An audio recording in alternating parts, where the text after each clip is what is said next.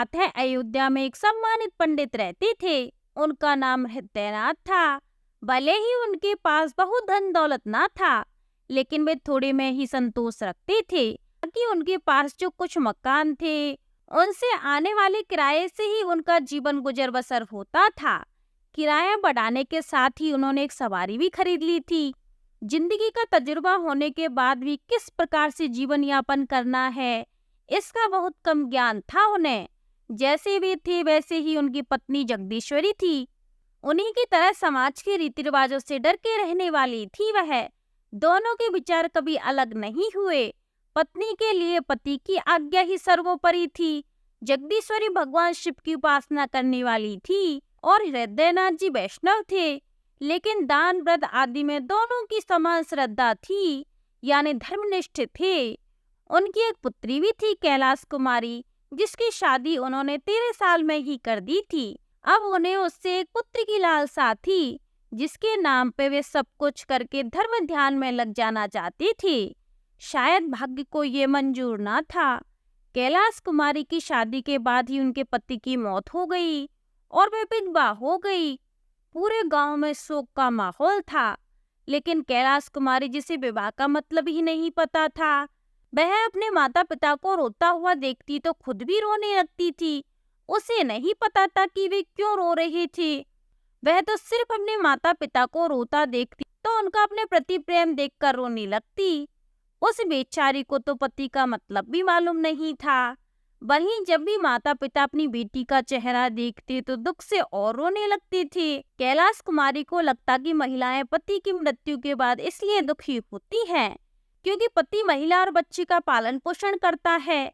ऐसे में उसे चिंता करने की क्या जरूरत है, क्योंकि उसके पास तो उसके माता पिता जो हैं, जो हमारी सारी इच्छाएं पूरी कर सकते हैं। कैलाश कुमारी को बस अब यही दुख था कि उसकी सहेलियां भी उसके साथ खेलने ना आती थी। वह जब माँ से सहेलियों को बुलाने की आज्ञा लेने जाती तो माँ फूट फूट कर रोने लगती थी। इसलिए उसने माता के पास जाना भी छोड़ दिया और अकेले बैठकर किस्से कहानियां पढ़ा करती थी। उसके अकेले रहने से माता पिता को लगा कि बेटी बहुत दुखी है और अकेले रहकर शोक मना रही है। फिर एक दिन पिता हृदयनाथ ने अपनी पत्नी से कहा कि मेरा मन करता है कि यहाँ से कहीं दूर चला जाऊं। अब मुझसे मेरी बेटी का दुख नहीं देखा जाता।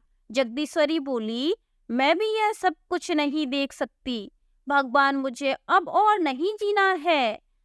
हृदयनाथ ने कहा, अगर हमारी बेटी दुखी रही तो बहुत बुरा होगा, हमें कुछ करना चाहिए। जगदीश्वरी ने कहा, मेरी तो कुछ समझ में नहीं आ रहा है, आप ही कुछ बताइए ना। फिर हृदयनाथ बोले, हम लोगों को इस प्रकार से मातम छोड़कर इसका दिल बहलाना चाहिए। तुम उसका मन कुछ न कुछ मनोरंजन करके बहलाती रहा करो।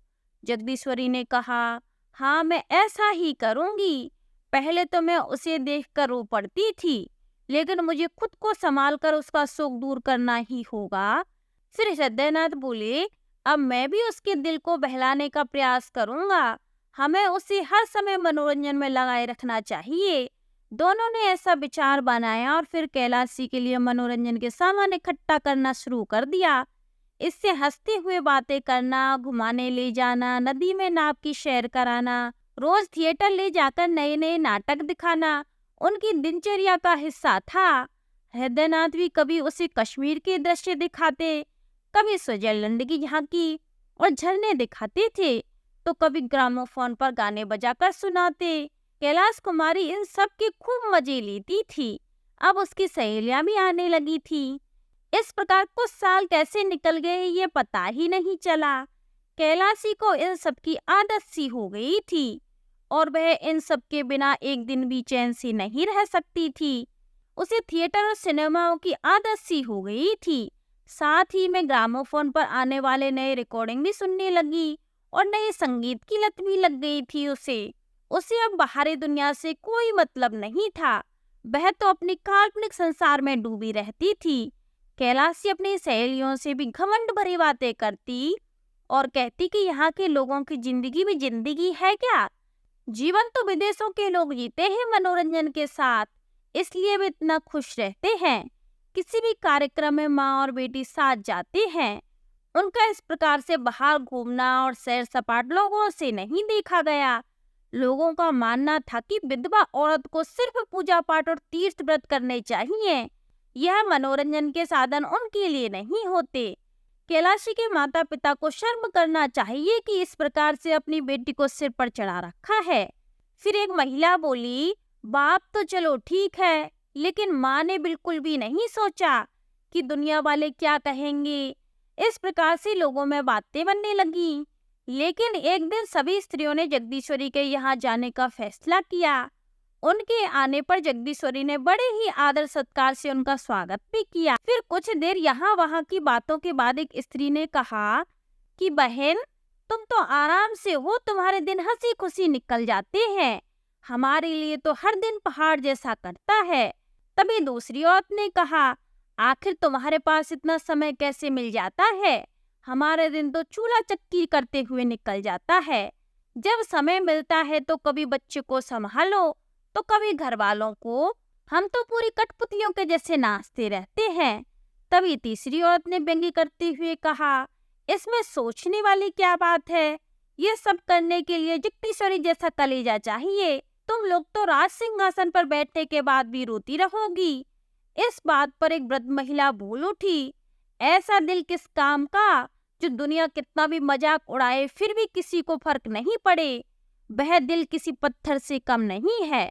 हम गृहिणी हैं और हमारा काम गृहस्थी को संभालना है, मौज मस्ती करना नहीं। महिलाओं के द्वारा इस प्रकार मजाक उड़ाए जाने पर जगदीश्वरी ने अपना सिर नीचे कर लिया। महिलाओं का काम हो चुका था, उनका उद्देश्य उसके मन को तड़पाना था। जगदीश्वरी को सबक मिल चुका था। महिलाओं के जाने के बाद उसने यह सब अपने पति से कहा। फिर वह मायूस होकर बोलने लगी कि अब क्या करें। जगदीश्वरी ने कहा, आप ही कुछ विचार करो ना। फिर हृदयनाथ ने लंबी सांस छोड़ते हुए बोले, पड़ोसियों ने मजाक उड़ाया है और ये एक दिन होना ही था, और सही भी है। मुझे खुद पता चल रहा है कि कैलाशी के हाव भाव बहुत बदल गए हैं। विधवाओं का यह सब करना ठीक नहीं है, अब यह सब बंद करना होगा। जगदीश्वरी टोकते हुए बोली, पर कैलाशी को तो इन सब की आदत हो गई है, कैसी रहेगी वह इनके बिना। हृदयनाथ ने कहा, हमें ये सब रोकना ही पड़ेगा। धीरे धीरे घर का माहौल बदलने लगा। हृदयनाथ शाम को ग्रामोफोन की जगह धर्म ग्रंथ पढ़कर सुनाने लगी। घर में माँ और बेटी धर्मनिष्ठा का पालन करने लगी, संयम उपासना करने लगी। गुरुजी ने कैलाशी को दीक्षा दी और सभी महिलाओं ने वहां आकर उत्सव भी मनाया। अब माँ बेटी गंगा स्नान करने लगी, मंदिर जाती, एकादशी का निर्जला व्रत भी रखती। गुरुजी कैलाशी को रोजाना संध्या के समय धर्म उपदेश देते थे। कैलाशी को कुछ दिनों तक ये सब कुछ कष्टप्रद लगा, लेकिन थोड़े ही दिनों में उसे इन सब में रुचि होने लगी। उसने मनोरंजन का मार्ग छोड़कर आध्यात्म और त्याग का मार्ग अपना लिया। उसे पति और अपनी स्थिति का मतलब समझ में आने लगा था। अब उसने प्रायश्चित करने का मन बना लिया था।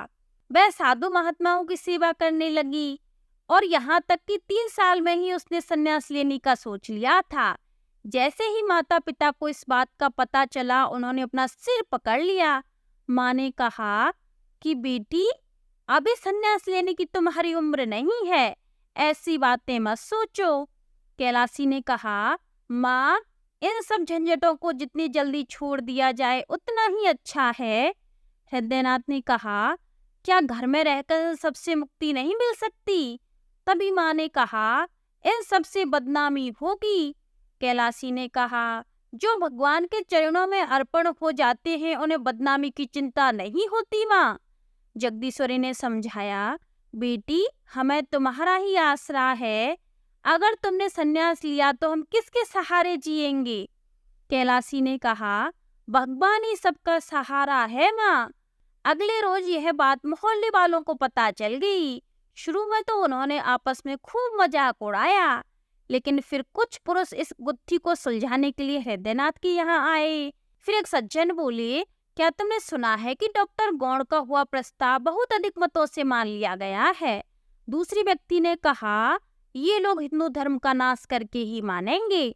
तीसरे ने कहा, नाश तो होगा ही, जब हमारे ही साधु महात्मा मासूम लड़कियों को बहकाने लगे हैं। हृदयनाथ ने कहा, मेरे साथ भी ऐसा ही हुआ है, आपको तो पता ही है सब कुछ। फिर पहले व्यक्ति ने कहा, आपके ही नहीं हमारे साथ भी हो रहा है। हृदयनाथ बोला, आप लोग कोई रास्ता क्यों नहीं निकालते? फिर पहला व्यक्ति बोला, आपने उसे समझाया नहीं क्या? हृदयनाथ ने कहा, बहुत समझाया और अब हार गया हूँ, किसी की कुछ नहीं सुनती है। फिर तीसरा व्यक्ति बोला, उसे इस मार्ग पर नहीं लाना था। पहले व्यक्ति ने कहा, पर अब पछताने पर क्या होगा? कुछ लोगों की सलाह है कि विधवाओं से अध्यापिका का काम करवाना चाहिए। दूसरे व्यक्ति ने कहा, सलाह अच्छी है, आस पड़ोस की कन्याएं पढ़ने को आ जाएंगी, लड़की का मन भी लग जाएगा। हृदयनाथ ने कहा, मैं उसे फिर से समझाऊंगा। जैसे ही लोग चले गए, हृदयनाथ ने कैलाश कुमारी को समझाने का प्रयास किया। पहले तो हृदयनाथ को कैलाश कुमारी को समझाने में कठिनाई हुई, लेकिन धीरे धीरे कैलाशी की सोच बदलने लगी और वह मान गई। हृदयनाथ ने मोहल्ले वालों की बच्चियों को जोड़कर पाठशाला शुरू कर दी थी। पंडित जी खुद कैलाशी के साथ पाठशाला में पढ़ाने लगी। कुछ ही दिन में पाठशाला चल गई और दूसरे मोहल्ले की बालिकाएं भी आने लगी।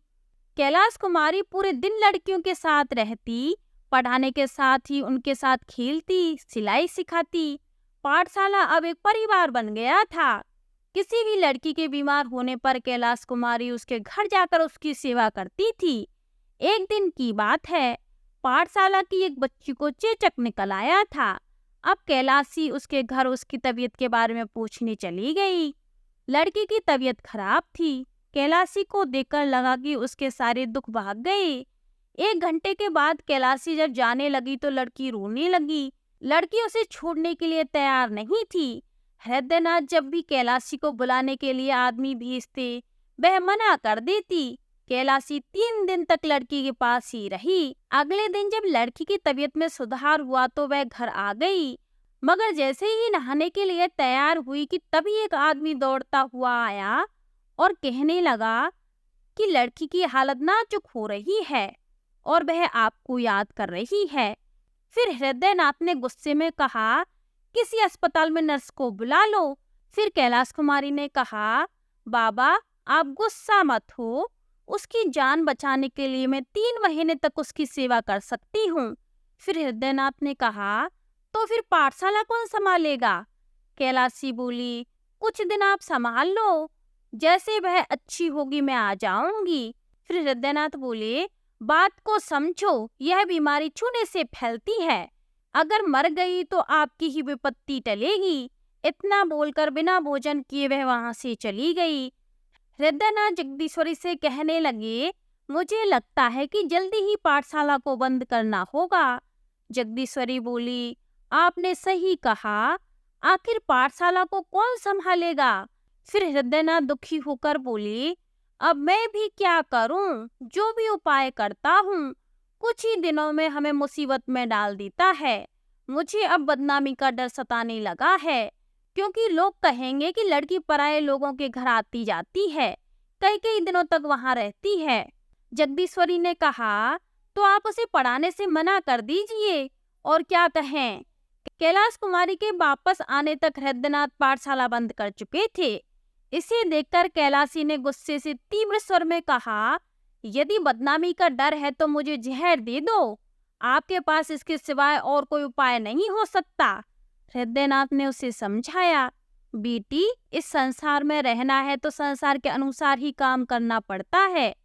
कैलाशी बोली, अगर ऐसा ही है तो मुझे बताइए कि ये लोग आखिर क्या चाहते हैं मुझसे? मैं क्यों इस संसार के नियमों को निभाने के चक्कर में कठपुतली बनकर रहूं? मेरे अंदर भी जान है, मुझे भी जीने की चाह है। मैं अपने आप को दुखिया नहीं मान सकती और ना ही रोटी का एक टुकड़ा खाकर रह सकती हूँ। बताइए मैं ऐसा क्यों करूँ? ये लोग मुझे जो चाहे समझें, लेकिन मैं अभागे नहीं हूँ। मुझे पता है कि खुद के आत्मसम्मान की रक्षा कैसे होती है।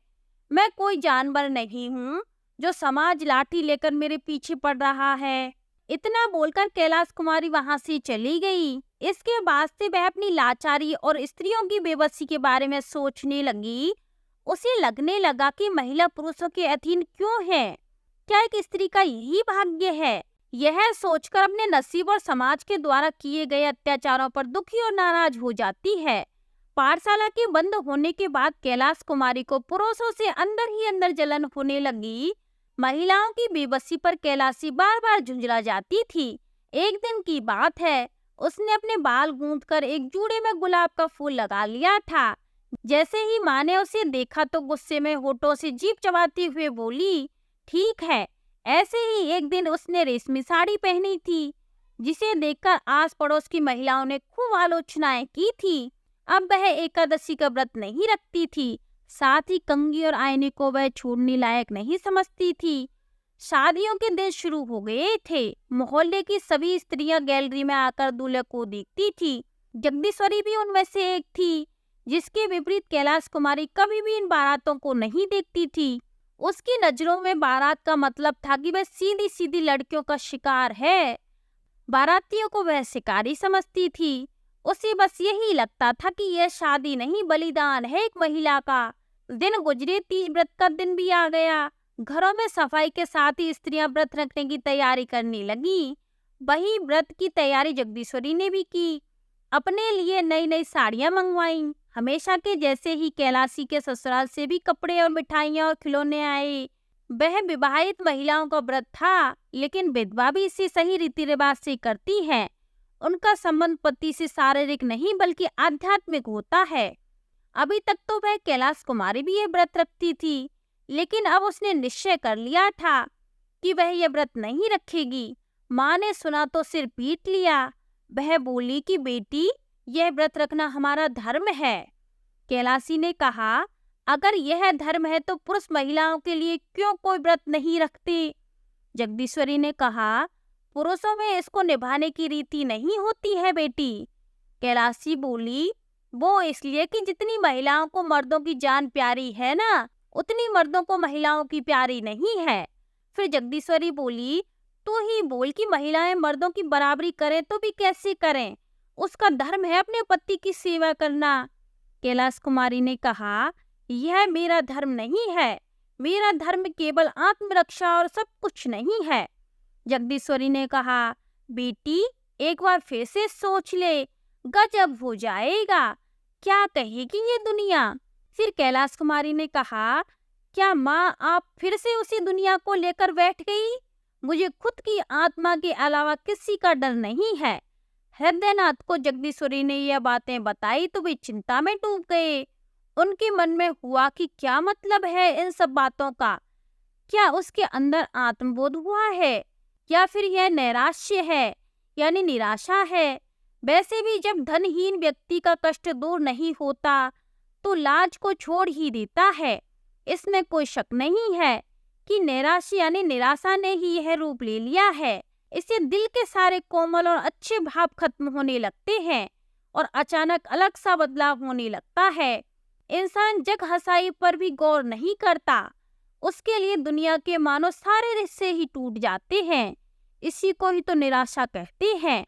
हृदयनाथ अपने विचारों में खोए हुए थे। तभी जगदीश्वरी ने पूछा, अब क्या करेंगे? हृदयनाथ ने कहा, क्या बताऊं? जगदीश्वरी ने पूछा, आपके पास कोई उपाय है क्या? हृदयनाथ ने असहाय होते हुए कहा, अब तो एक ही उपाय ही हो सकता है, लेकिन उसके बारे में बात करना भी सही नहीं है। इस कहानी से हमें यही शिक्षा मिलती है कि हमें कभी भी स्त्री और पुरुष में भेद नहीं करना चाहिए। दोनों ही सुखी और स्वतंत्र जीवन जीने के समान रूप से अधिकारी हैं। तो आज के लिए बस इतना ही। आगे मिलते हैं कोई नई कहानी के साथ।